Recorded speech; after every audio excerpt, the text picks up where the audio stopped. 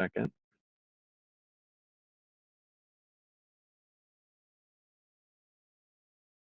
Okay, it says we are live, and then I'm going to hit record. Okay. Okay. That should be going, and then I've got everybody on the roll, so that should be fine. So we can start with agenda and minutes. All right. We can see the agenda in front of us if everyone could just take a look at it.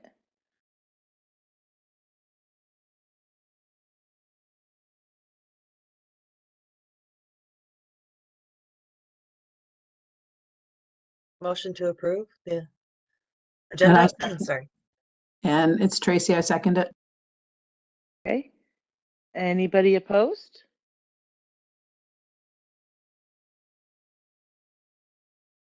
Agenda is approved.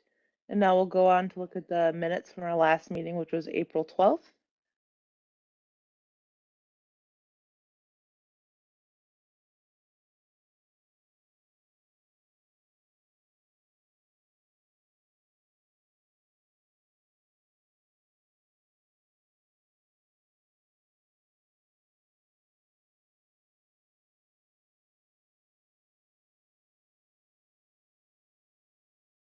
We have a motion to approve the minutes from the last meeting.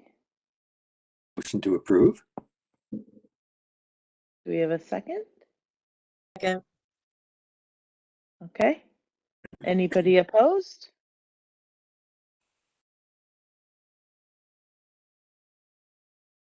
Okay, the minutes from the last meeting are approved. Jeff, do we have any community comment that was sent in? Nope. Nope. All right, so it looks like we can move right on to reports and recommendations. So the commission member review. Now, MJ, are you going to take that away? I am. Jeff, right. are you going to run it, or do you want me to take the presentation? Because I think you have it attached underneath, right?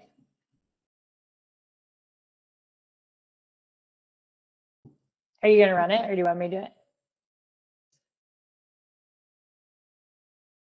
If you're muted.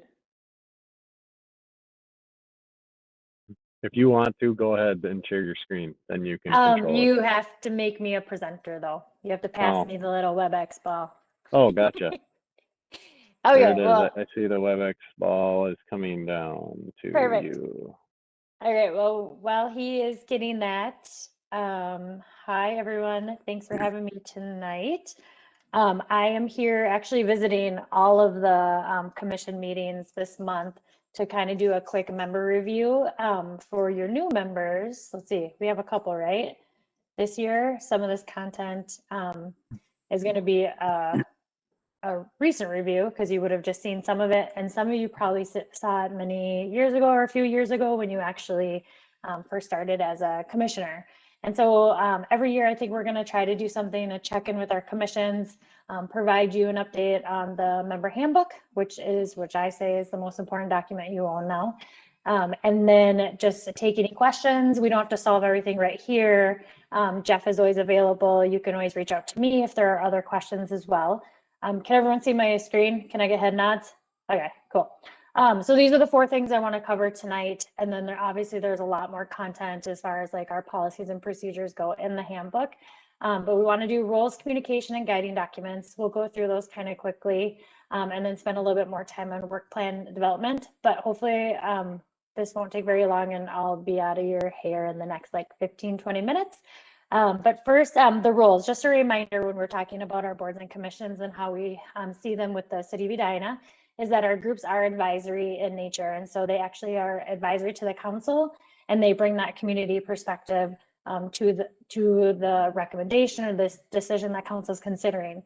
Council really is that decision-making body, and they're thinking about the overarching strategy when they're actually making those decisions. And then us as staff, myself and Jeff and other staff that you maybe interact with, we're the technical expertise. We're here to support you and help liaison back and forth and make that connection to the city, the resources, other staff, And then what we do on our day-to-day job, of course, is managing the operations. We're responsible for many different services or other things within the city, in addition to also supporting our boards and commissions.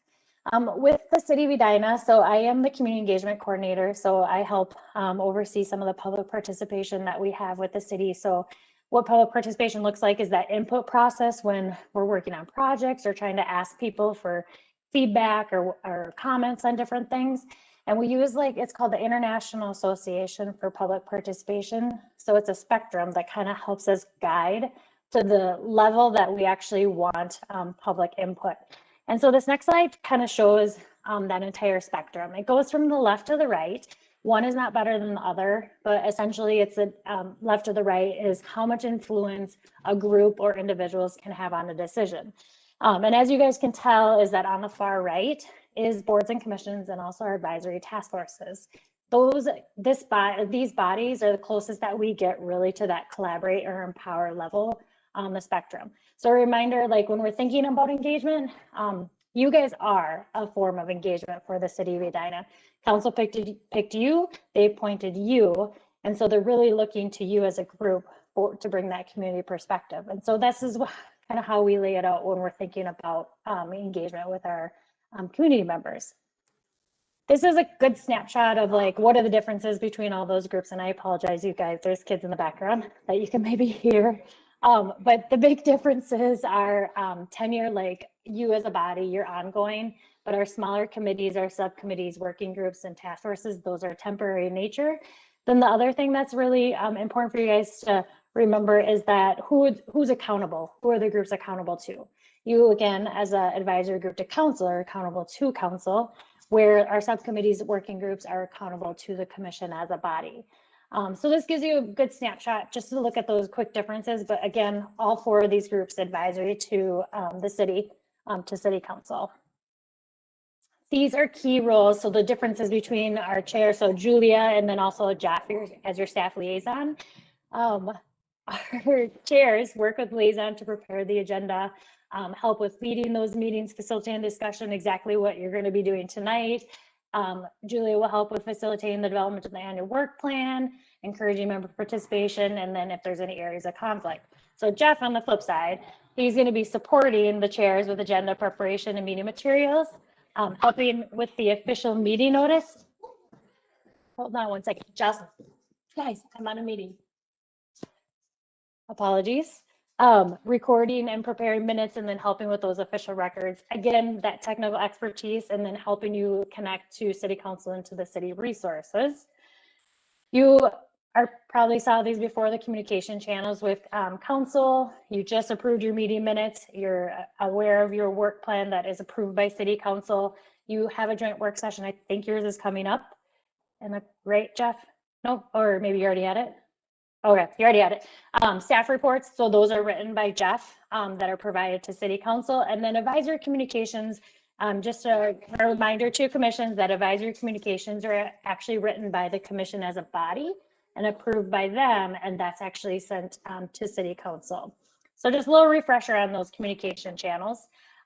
We have 3 guiding documents. We used to have 4, so this is kind of a way to introduce the idea, or that we have only 3 now, but we have our city code. So we just did an update to our city code, which talks about the roles of boards and commissions and establishes them.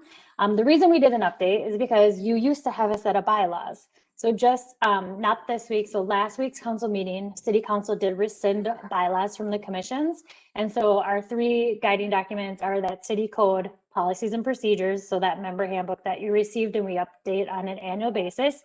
And then of course your work plan. So bylaws, when we did a review, they had a lot of duplicate content from city code and policies and procedures. So essentially what we did is we just took that content and then if there was anything that wasn't already somewhere, we just placed it in one of those 2 spots.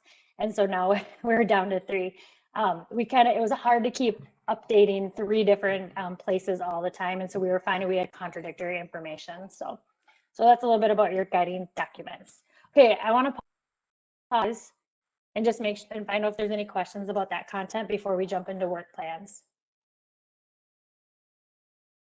No. Okay, getting head shakes. Okay, perfect.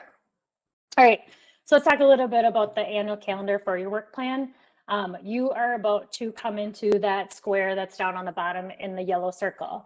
So in June, you guys will have on your agenda to actually start talking about your 2022 work plan. I know it seems crazy that we're only halfway through the year and you just started your 2021, but it's time to start thinking now about your 2022.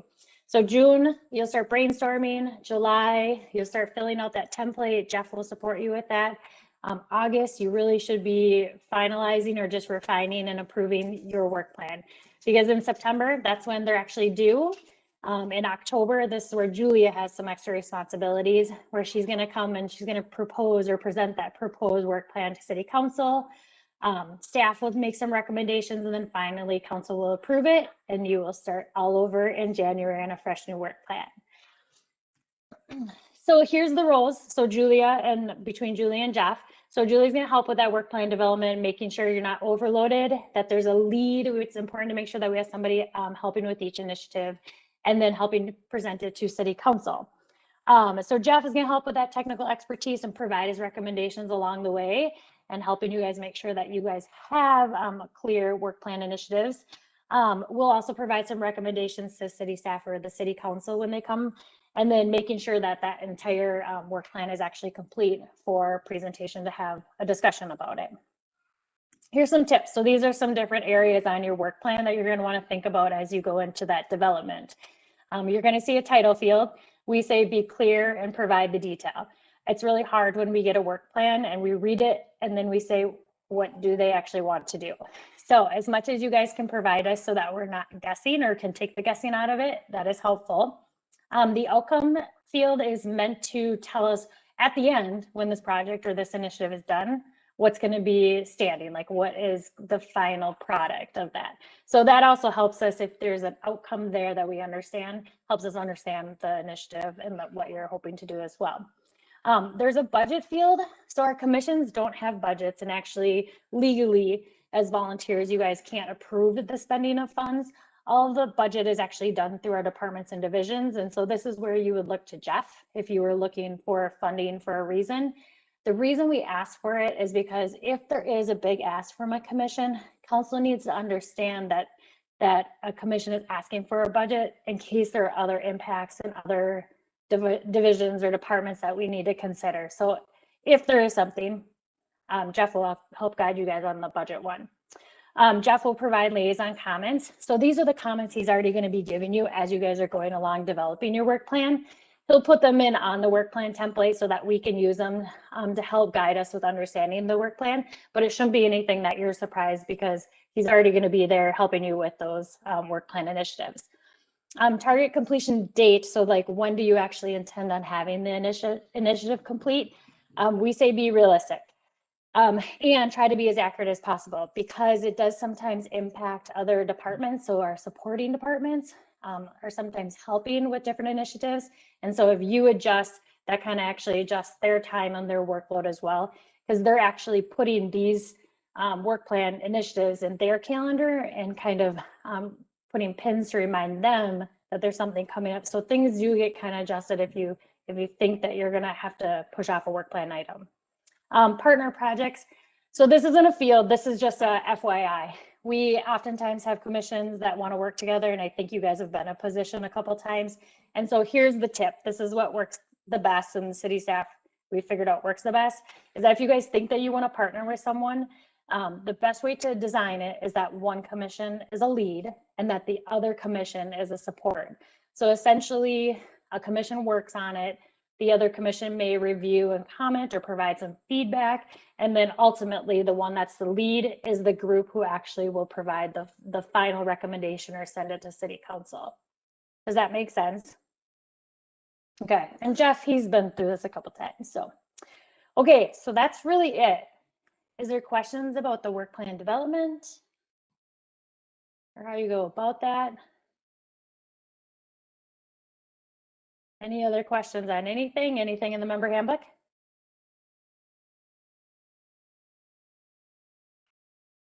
Jeff, you got a quiet group. Yeah, we're all pros. We know what to do. Actually, MJ, I have a question. Yeah.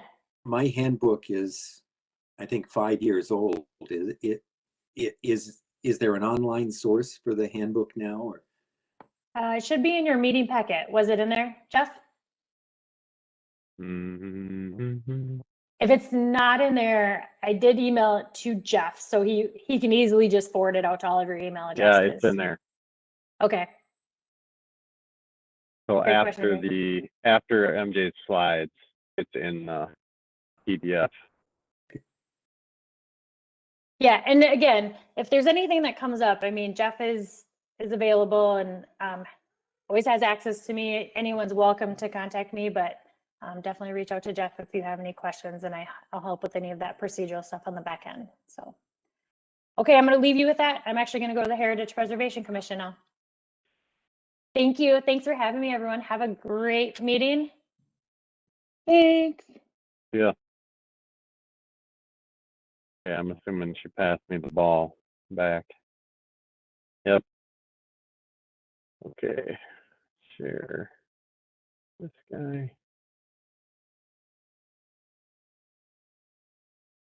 Okay. Otherwise, really the only thing we have on here is just kind of after the work session last week, right? Yeah, with council, if we had any kind of debrief from that or any other further updates from the subcommittees, we kind of talked about them that night, so I don't know if there's much additional. So that's really all that's on here. Yeah.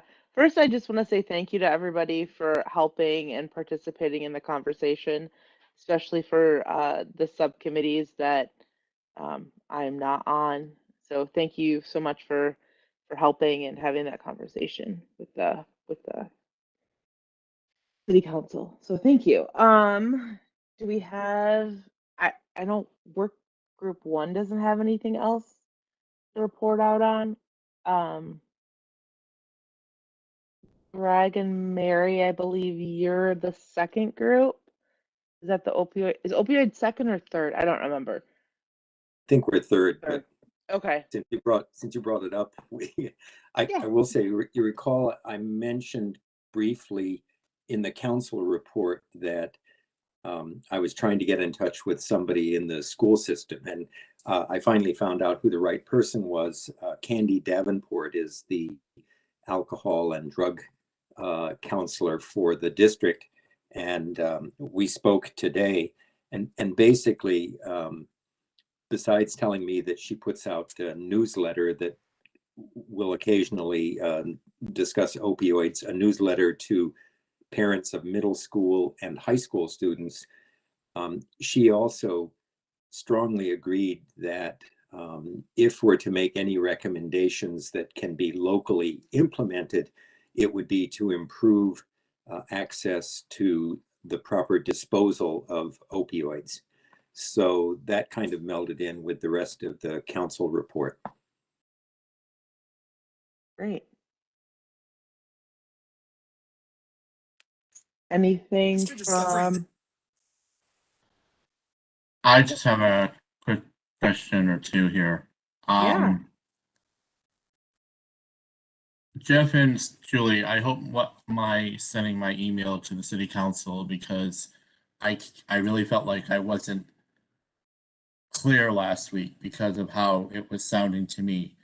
I didn't break any rules with that, did I? No, I don't think so. I think it was a good summary. Okay, good. And you did a great job. Well, I didn't feel like I did. Like I said, when I was talking to the council, I was talking through my phone, but hearing the echo through my headphones here. So it was like this just isn't right, doesn't sound right, this is wrong, that sort of thing. So I sent an email to the city council to recap what I said. There was some discussion at the city council about, are we preparing to make a recommendation? I think as far as that's concerned, first of all, if we submit a proposal about that, the city council would need to come up with a way to budget so that the police department could actually have the funds to activate them. Okay, number one. And number two, I think I would like to be able to provide something that would help them maybe try to find a way to get those groups active in the city so that more people in the city will actually use them. I don't know what's within our prerogative to recommend for that. I did hear a few things last week that were a little bit confusing in terms of the way I understand it, we can't actually make recommendations to the council. But yet I think I heard the mayor say something are you planning to make a suggestion or something to the council? So I guess I need some explanation of what happened there, because that for me is like a mixed messaging matter. Like there's two Sure. messages coming at once. I can speak to that. So I think the mayor he didn't look at the work plan items and what the ask was in the work plan, the ask Okay. of the commission. At this point, our 3 work plan items are all study and report. So they are like gather information and present information to the council. They're Okay. not a recommendation at this point. They Right. may become that in the future. I guess what I could see happening is both with like the social connectedness, well, all 3 issues. Okay, these are the options that are out there to address these concerns. And then the Okay. council could come back and say, well, we like number 2, number 4, and number 6 or whatever. See Okay. what would it take, or consider those and make a recommendation, and what would it take as far as budgeting and that kind of stuff. Like do a more further analysis and flesh out what this would actually be like. I could see it Okay. being kind of a phased approach. Okay, so therefore, let me be sure I understand what you said. Let's take what we're doing with this app. Basically, we could present to the council our study of what we found and the information we have. And then from that, they could send it back to us and say, you know, what's about what the budget is and what are some other details. And then we could actually make the recommendation, or can we not make a recommendation? With this item this year, we're just doing the report, so no recommendation. Right, okay. It could be in 2022, which we're starting developing the work plan for 2022 next meeting. It could turn into, okay, we've done this research. Now we want, the council might say, now we want the commission to make a recommendation on which initiatives to do. The Okay. other way it could work is if the council really likes the idea of any of these, they might Right. refer that to me and say, okay, staff, come back with a proposal, make sure that the commission is on board, and then bring it together as a commission recommendation and a staff recommendation for action. So Right. like the tobacco item kind of turned into that, because it started with the commission, then the council said, hey, staff, you guys, do the work, not do the work. You pick up the ball at this point and you run it a little farther and then bring it back, and then the council approves it.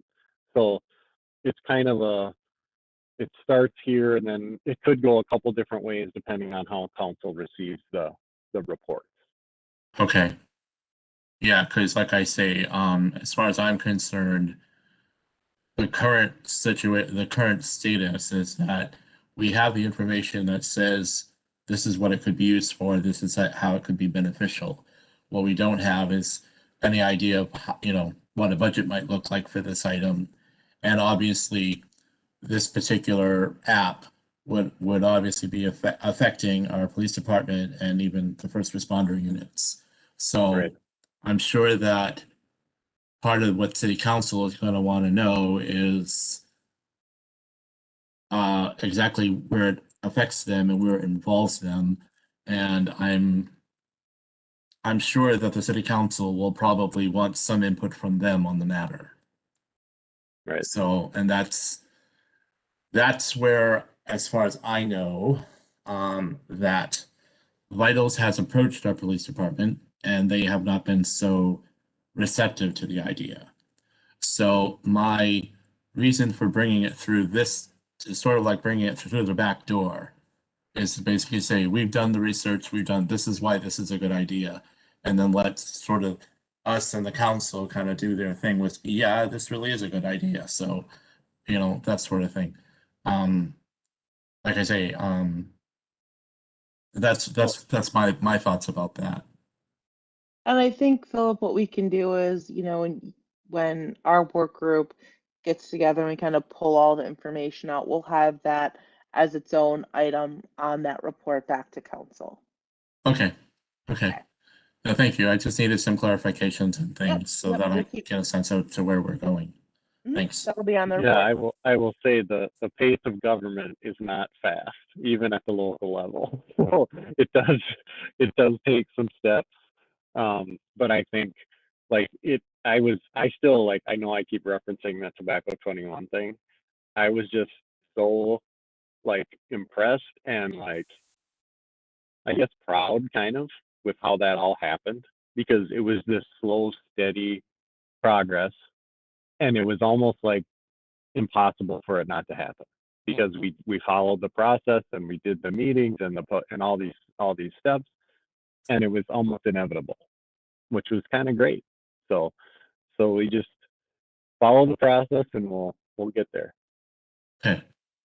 Thank you. Yep. Okay. Any other questions or comments about the work session last week? Anything else to debrief about? I think most everybody was at it. So basically, if you weren't there, what we did is we just went through our work plan and really just kind of gave a brief summary of where we're at with each of the 3 items. And there was some feedback for group 1, really about mental health. Kind of Yeah. post-pandemic or pandemic mental health, kind of how to weave that into that work plan item. Yep. Which is actually good, because I feel like that's a lot of what we're finding, or at least that's a lot of what I'm finding right now. So anybody else have any comments on the work session from last week?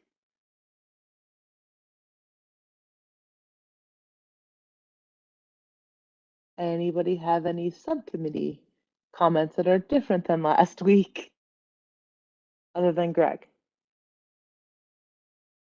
Okay, I will move on then. Do we have any chair or member comments?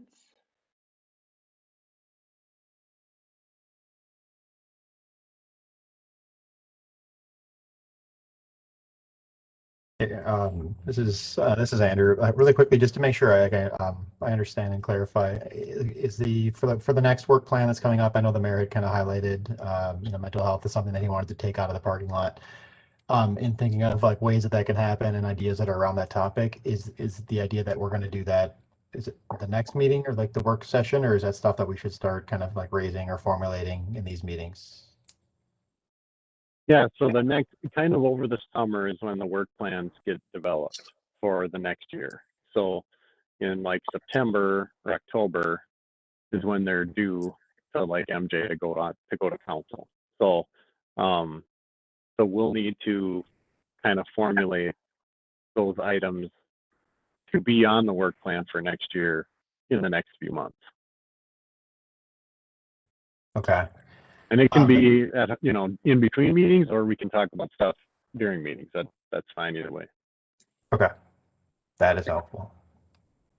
And I just had a logistics question. Do we have meetings every month during the summer? Yep. Okay. Richfield takes the summer off, but you're out of luck. I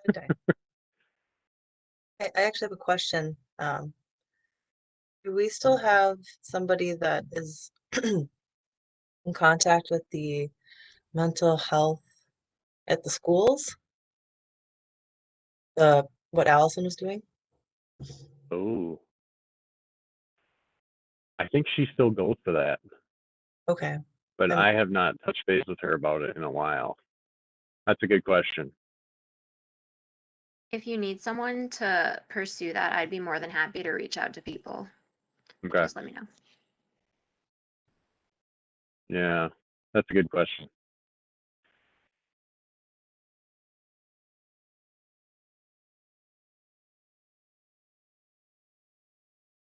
Ever so slight comment, I'll say the Richfield Human Rights Commission does not take the summer off. So, No, it's their advisory board of health is the Ah, is the one that's sorry. our comparable. sorry. It's, But that's all right. That's that they in Bloomington and Richfield they call it advisory board of health, but we call it community health commission. So I always, when I'm talking to them, I have to translate it to the terminology that they use. So you have dual titles.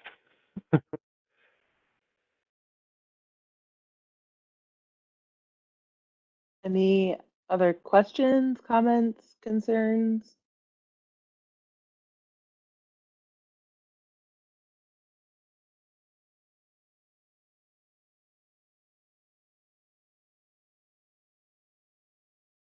Okay.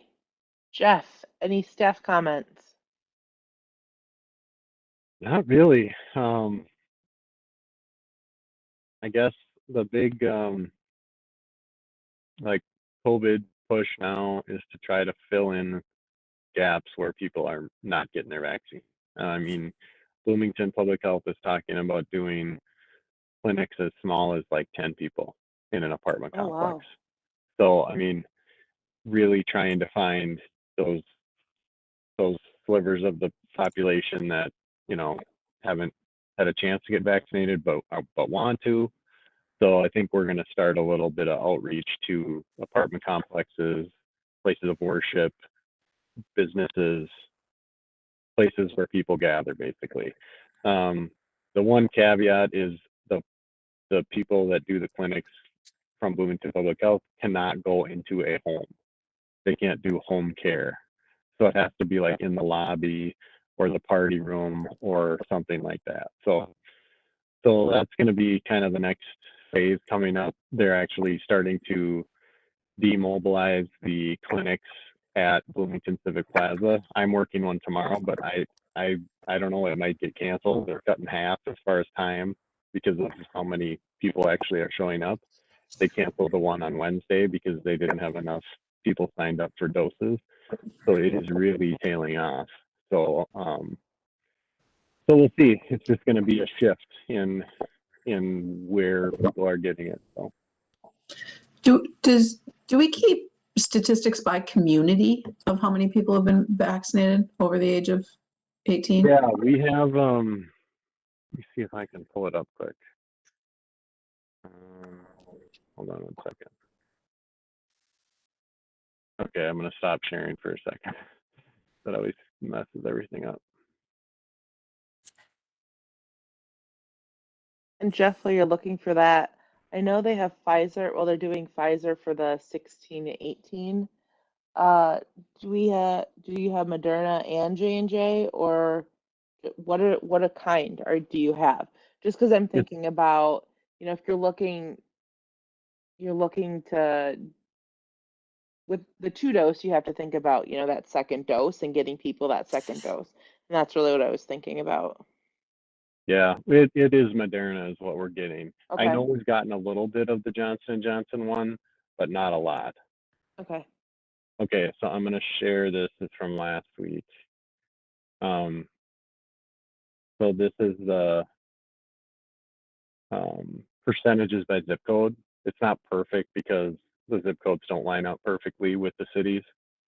Like there's a section that 55435, I think, 55343. It's way northwest corner of town, up by Hopkins. There's a little little section that isn't in here because it's just it doesn't fit in, but this is where we are with our percentages. So like for us, the 16 plus with at least one dose is really good. I mean, and then obviously for the whole vaccination series, it's lower, but compared to Bloomington and Richfield, Edina is doing really well. So, and now if the 12 and up gets approved, or if that starts getting distributed, this will only get, well, I suppose it'll change the denominator. So it'll look worse for a while, but then it'll get better. So, but so that's where we are. I mean, if you think of that 70% number that the governor has been talking about, we're pretty close to that. So, that's good. And then this has the, I'll just go back up here to the, this is the trend lines for the 3 cities, the 7-day and 14-day averages. So Bloomington, Edina, Richfield. So, Hey, Jeff, is there a Minnesota version of this showing counties? I'd have to look. I would think that the county level data is available somewhere. Yeah, the last I saw, it was earlier today. I think Cook County was the top, and then Olmsted, and then Hennepin was the third. And Hennepin was at like 69 point something percent. So Hennepin County was really close. Okay. But I think it was like in the Star Tribune. It was something. It wasn't on a full website. But if I get that, I can send you a link, Jeff. Sure. Yeah, and then this is just the vaccine, the doses given by Bloomington Public Health. So total doses. Yeah, we actually got the Pfizer, but we got it at an Alina clinic, Golden Valley. Okay, that's all I got, I think, unless people have questions. What's going on with response to the governor's news last week in terms of everything pretty much I don't know, the restrictions ending and all that? Yeah, we do have a meeting here next week to talk about board and commission meetings and when to go back in person. So that'll be, we're just starting the discussion. I believe the second council meeting in July is when council is going to meet in person for the first time. So that's a ways out yet. So I'll keep you updated on, if we do some kind of hybrid model, or if it's going to be in person or what. So I'll just keep you in the loop on that. I mean, City Hall's not open yet for general public. There's kind of appointment-based stuff being done, but we haven't had a huge clamoring for, why isn't City Hall open? It's kind of been surprisingly smooth, I guess, for people to get their business done and pay their water bill and ask questions and things. I think the thing people are missing is the meeting space. A lot of the sports associations meet at City Hall and use the meeting rooms, but they haven't been meeting anyway, kind of. So that hasn't been as much of a demand, but we'll see as it starts to open up when the building gets opened. I assume some of that too our ability to meet remotely is tied to the governor's emergency health declaration. So, if they're going to rescind that, I have to think that a lot of municipalities are going to be reaching out saying that they have a lot of people that want some answers on this. I know we're not alone on trying to figure that out. So I would guess that there's some guidance coming on that. Yeah. I think we get 60-day grace period after the emergency order goes away. We can meet virtually for 60 days and then it goes away. Okay. And Michael, to your question, like I know it's not like the level of access that like Jeff gets is like like health commissioner for the city, but I put in some links to the state of Minnesota has a couple different COVID portals that break it down by county. So I threw that in the chat. Did it go just to Jeff though? I put it to all attendees. Oh, okay. Or so I don't know, all panelists, all attendees. I guess I just put it on blast, I guess. It went to everybody. So people that are watching us, it's in there. I mean, it's all state website. I can't see it. I don't see it in chat. All right. Try it again. Do it to all panelists. Panelists. Boom. Let's see if this worked. Yeah, There you it go. is. Yeah. The And we're- attendee panelist thing, I think, is such a weird thing on WebEx.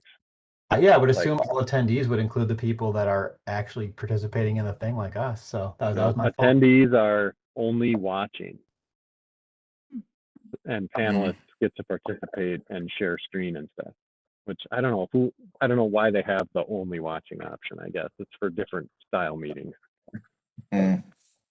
Jeff, I have a question. This is Mary Absalon. Why can the city of Bloomington not administer COVID vaccines in a home? So you have to be licensed as like a home care provider. So like someone that contracts with us, you know, a nursing company that comes in and does care in your home, like for like, you know, my folks or something. They're licensed to do that home care.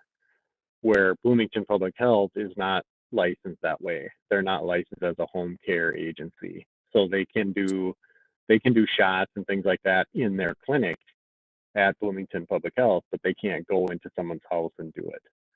So it's a licensing issue. And so they're approved to do these pop-up clinics, but that's as far as they can go.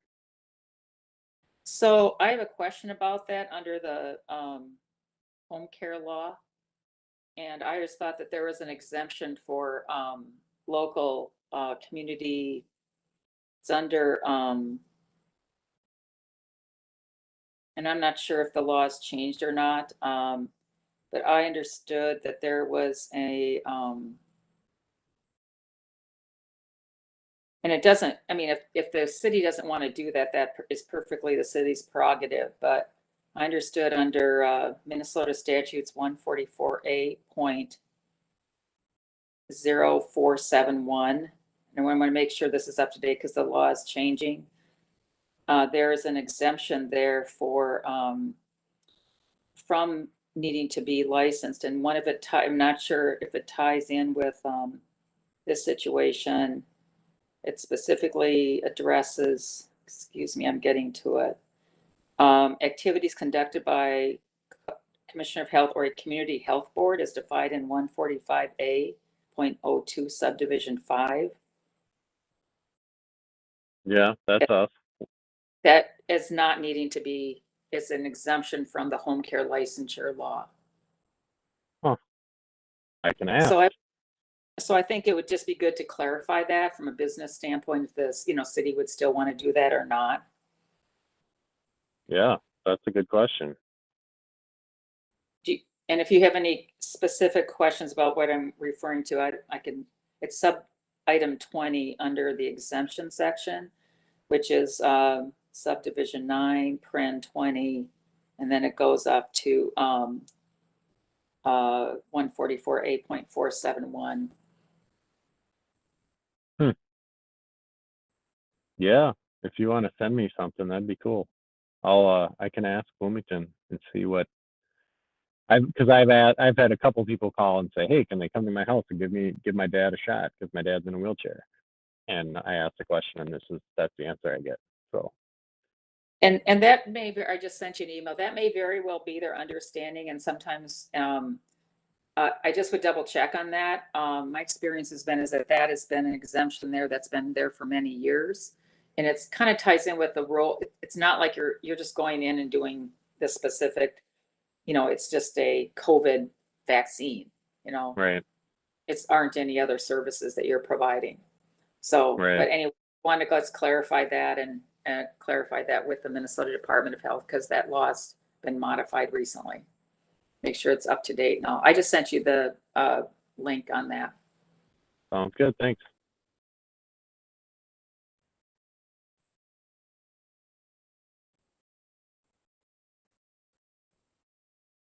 That's all I have. I have one question. So the city of Edina has a mask mandate.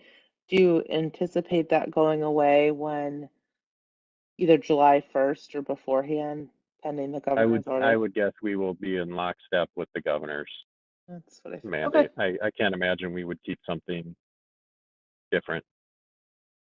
Okay. Sounds good. Anything else? Any other comments? Anybody?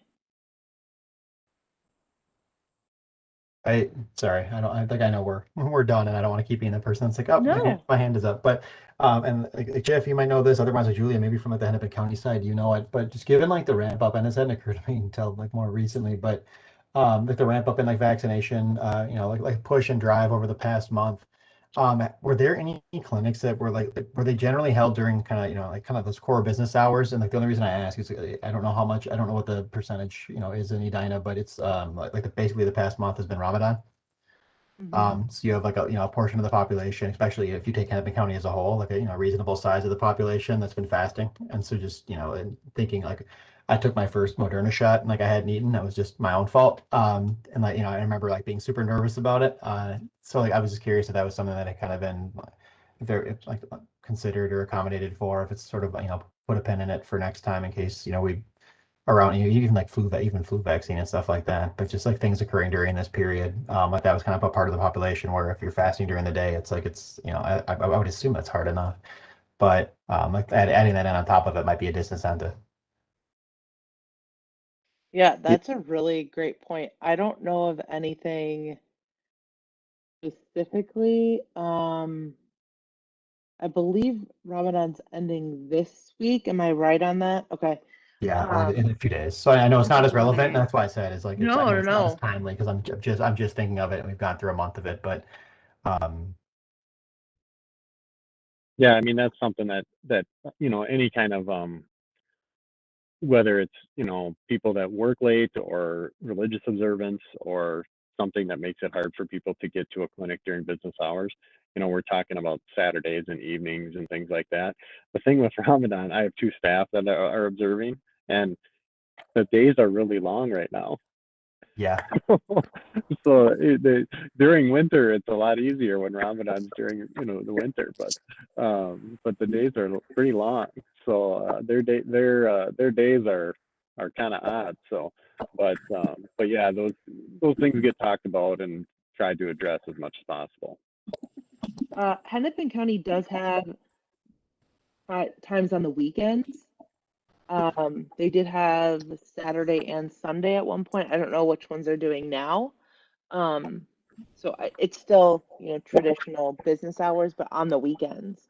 So if people are still trying to get in and they can't get in through a provider or the city of Edina, they can sign up through Hennepin County. You don't have to be, they could be a Hennepin County resident or even not a Hennepin County resident. It doesn't matter. You could still sign up.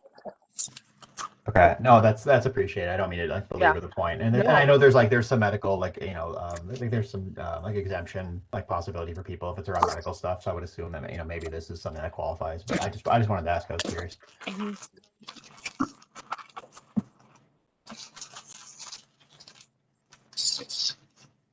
All right. Well, anything else? I'll give it the 7 seconds.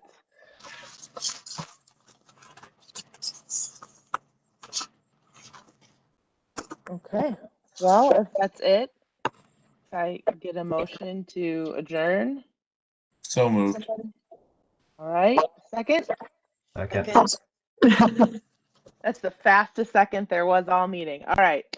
Great. Well, on that note, the meeting is adjourned and our next meeting is scheduled for June 14th. Do I have that right? That's what I have. Okay. Yep.